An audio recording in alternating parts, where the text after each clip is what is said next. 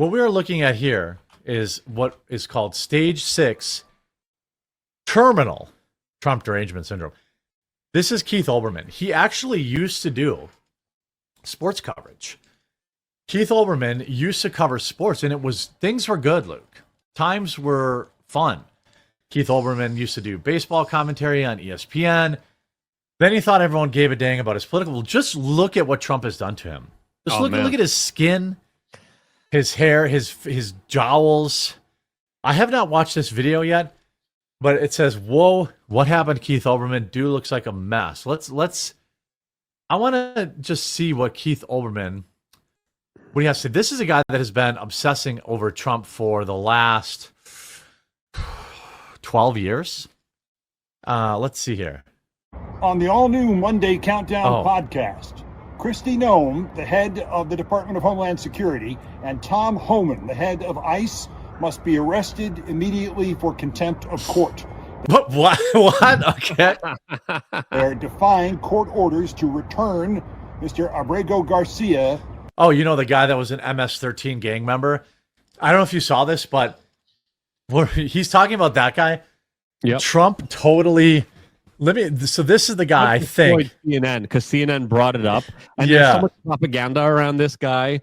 And I remember, Joe Rogan even fell for some of the propaganda. But it's one of the top posts on Reddit of this guy praying as he's getting his hair cut off here. Yeah. But the president of El Salvador was with Donald Trump inside of the White House, and then CNN asked him directly about this, and then they decided to just go off 5 minutes. This is about a 2-minute clip. There's a 5-minute clip where they explain the situation in great detail with almost every member of Trump's kind of inner circle explaining, no, there's fake news surrounding this. Yeah, here's the president of El Salvador's response. They're basically saying, hey, we want you to return this guy. And he's just, him and Trump are like, they're vibing here. 5 minutes before this is the real clip where I was just watching like, oh my God, it's a smackdown after a smackdown after a smackdown. I got it. I got the clip. CNN, Caitlin Collins asked, the president of El Salvador, because he's a citizen of El Salvador who came here illegally. And then Caitlin Collins, after that 5-minute smackdown, asked Bukele what he would do. But we could play. I got it right here. This is a great clip. Return the man who your administration says was mistakenly deported. The man who was mistakenly deported to El Salvador? Mistakenly. Let me ask Pam, would you ask? They were ready for. Sure, President. First and foremost, he was illegally in our country. He had been illegally in our country. And in 2019, 2 courts, an immigration court and an appellate immigration court, ruled that he was a member of MS-13 and he was illegally in our country. Right now, it was additional paperwork had needed to be done. That's up to El Salvador if they want to return him. That's not up to us. The Supreme Court ruled, President, that if, as El Salvador wants to return him, this is international matters, foreign affairs, if they wanted to return him, we would facilitate it, meaning provide a plane.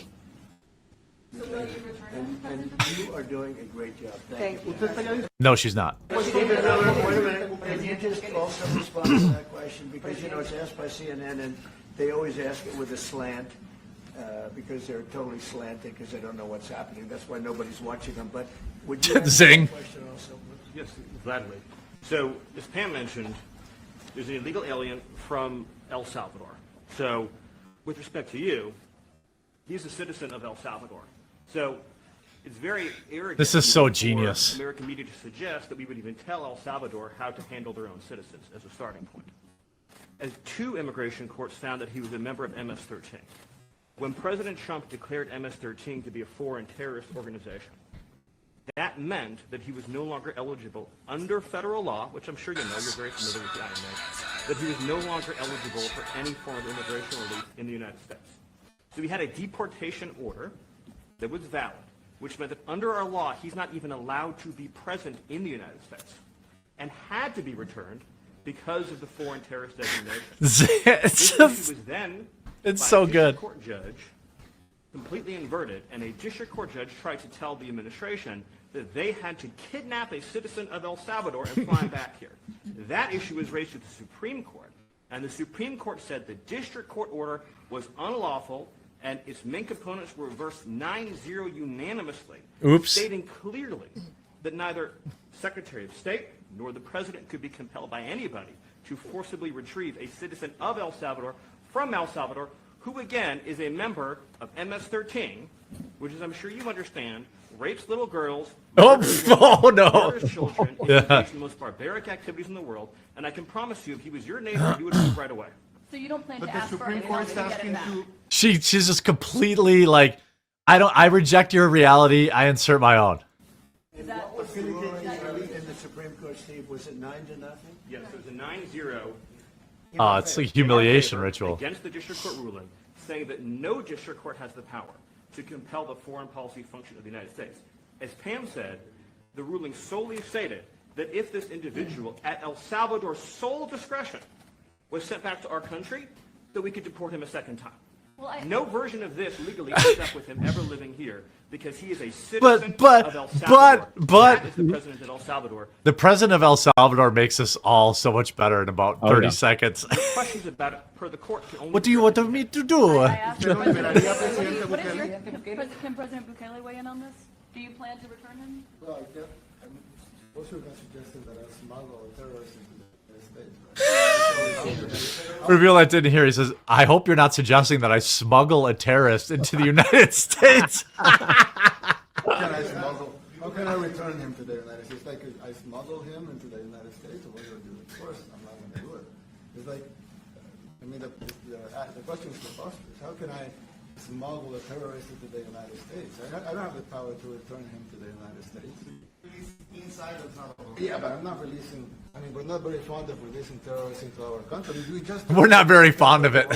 This guy's a. He wants to go back into the releasing criminals so they can go back to being the murder capital of the world, and that's not going to happen. Well, they'd love to have a criminal, released into our I mean, there's a fascination. They would love it. Yeah. They're sick, piece of sick people. Mark, do you have something to say about Yeah, I mean, Stephen outlined it. I don't understand what the confusion is. This individual is a citizen of El Salvador. He was illegally in the United States and was returned to his country. That's where you deport people, back to their country of origin. Except for Venezuela, that wasn't refusing to take people back of places like that. Marco's been pretty good. I've been pretty happy with Marco Rubio. So that's the truth, right? Like, let's go back to Mr. TDS now, who again is spreading the fake news that we accidentally deported a guy. Just a law-abiding citizen, Luke. A gay barber. Remember, the pronouns matter. He's gay and he's a barber. That's right. My apologies. From captivity and torture in El Salvador.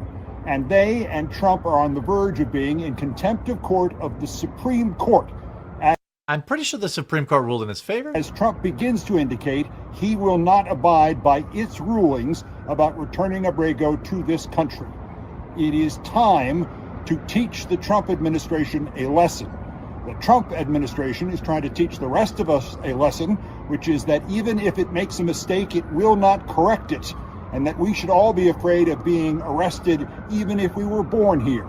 That's why dozens, perhaps hundreds of people born in this country, full residents, full citizens of this nation, received notices over the weekend that they had 7 days to leave America. Oh no. It was just another administrative error. Administrative terror is more like it. All that plus Bill Maher self-destructs again. That's guy.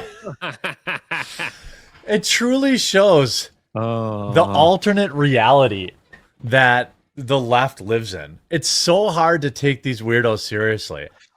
And it's not just that. This could have been the perfect segue from the previous story to this story. He's trying to blame Donald Trump for burning down the governor of Pennsylvania's residence. Yeah, I got it. I'm pulling it up. Yeah. Right. He's like, his post about this is so wild, so unhinged, so further away from the truth and reality here.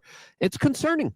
It's absolutely concerning to see. Is it any wonder that like weirdos end up doing the things that they do? Like, I don't think that Keith Olbermann really has much of an audience anymore after like he used to be on MSNBC, I think. You know, ever since leaving that, I don't think he's got much of an audience to really be influencing. But like, I think he's audience hijacked. I think he's trying to do the most salacious thing because he knows he gets clicks and attention, and he translates that into "I'm good" because everyone's talking about me. So I think he's stuck in this paradigm where he just says the most kind of radical, craziest stuff to get everyone paying attention to him.